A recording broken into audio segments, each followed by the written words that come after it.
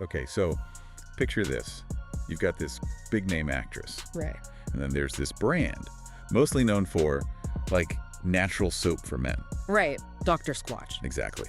And they team up for a product with a name that just, well, it makes you stop and go, wait, what? Mm-hmm. Then you throw in one of the, biggest YouTubers out there, MrBeast. Oh, yeah.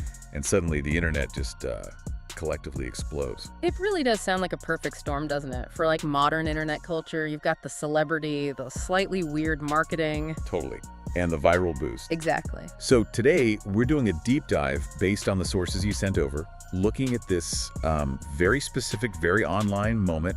It's all about the buzz around Sydney Sweeney teaming up with Dr. Squatch. And how MrBeast just reacting to it turned it into this huge viral thing. Yeah, so our mission here is basically to unpack what this product actually is, get into the marketing behind it, which seems pretty deliberate. Oh, very deliberate. And figure out why MrBeast just saying a few words about it got so much traction online. We're going to stick close to what the reports say, Look at the facts, the reactions, trace how it went from this kind of quirky product launch to this huge social media moment. Let's get into it. Okay, so it kicks off with Sydney Sweeney, the actress, and Dr. Squatch, which again is primarily a men's natural soap company. And this partnership leads to this limited edition soap bar. And the name. Well, the material we've got makes it clear the name was a big part of the strategy. Sydney's Bathwater Bliss. Yeah, that name definitely grabbed eyeballs. And the key thing, the sort of headline element everyone picked up on was this claim, or maybe suggestion, Right. that it's said to be made using the actual bathwater from Sweeney herself. That's the bit that got everyone talking. Oh, we saw Sydney Sweeney. She didn't shy away from it at all. She's quoted basically saying, look, when your fans start asking for your bathwater, which is a thing in itself. Right, like that's the starting point. You can either ignore it or turn it into a bar of Dr. Squatch soap. Yeah. So she's like directly playing into that online fan stuff. Exactly. Which makes you think the whole idea probably came from seeing those comments, those jokes online, and deciding to just run with it. But she also stressed the quality too, didn't she? Yeah, she added she was proud of it. It actually smells incredible and works like their other soaps. So it's like, yes, the name is absurd, haha, but also it's good soap, balancing the joke with the actual product. That's smart. So, okay, putting the whole bathwater name aside for just a second, what's actually in the soap, according to the reports? Well, it's described as a medium grit exfoliating bar. So it's got some texture, and ingredients listed are sand and pine bark extract. Okay, so pretty gritty, natural stuff. That sounds more like Dr. Squatch. Yeah, fits their brand. Yeah. And the scent notes they mention are pine, Douglas fir, and earthy moss. Very woodsy. Which is, kind of a funny contrast with Bathwater Bliss. Right. The name suggests one thing, the scent profile another. The packaging is also part of it, apparently.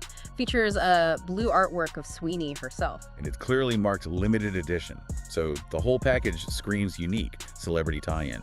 And the story they seem to be pushing, based on her Instagram caption that the sources mention, is that this whole idea sparked after a previous Dr. Squatch ad she did. Fans apparently started joking or asking about her bathwater then. Wow.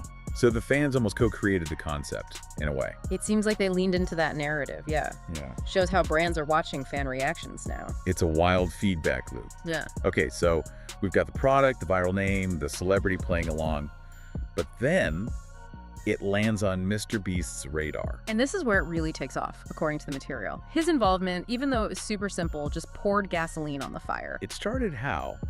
A fan texted him directly. Yeah, just a text message. Apparently someone sent him, MrBeast, can you please buy me the Sydney Sweeney bathwater soap? Pretty please. Just like that. Very direct, very online fan request. Totally. And MrBeast, he didn't make a video about it, didn't write some long post. He just took a screenshot. A screenshot of the text. Yep, put the screenshot up on X, formerly Twitter. Okay. And what did he say with it?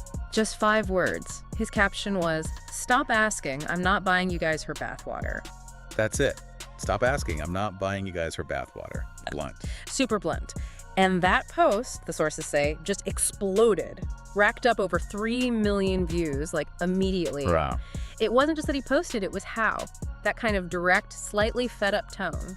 It just clicked, it resonated. It instantly became its own meme, basically. The request and his reaction. And the replies to his tweet were just as fast. Yeah. The sources mentioned some funny ones. Oh yeah, people piled on right away. Someone immediately joked, when MrBeast Bathwater, like turning the idea back on it. Of course. And someone else imagined, what was it, like a Hunger Games style contest Yeah. if you actually bought all the soap. Yeah, just dialing up the absurdity. And my personal favorite was the comment calling the fans' request basic humanitarian assistance. Yeah. That kind of captures the whole vibe. It really shows how the internet just grabs something like this and runs with it, making it even bigger and weirder. So if you look at the whole chain of events here, the crazy product name, Sweeney leading into the fan jokes, the fan texting MrBeast, his super short reply going mega viral. What's the takeaway here about, like, online buzz today? Well, drawing from the sources, it seems like a really clear example of how attention works now. That weird, slightly out there marketing angle, the bathwater thing, is designed to get people talking because it's unusual. It's inherently shareable. Yeah. Because it's kind of funny and weird. Exactly. And then you bring in someone like MrBeast. He didn't even endorse the soap, right? He just reacted to a fan asking for it. Right. He basically said no. But his platform is so huge, that simple no, that 5-word tweet put the soap, the name, the whole situation in front of millions more people. He amplified it massively just by engaging with the request. It really speaks to the power of these huge influencers engaging, even kind of dismissively, with what their fans are talking about. Yeah, his audience sees him reacting to this thing that's already buzzing, and his reaction becomes part of the story itself, making people want to share that too. Okay.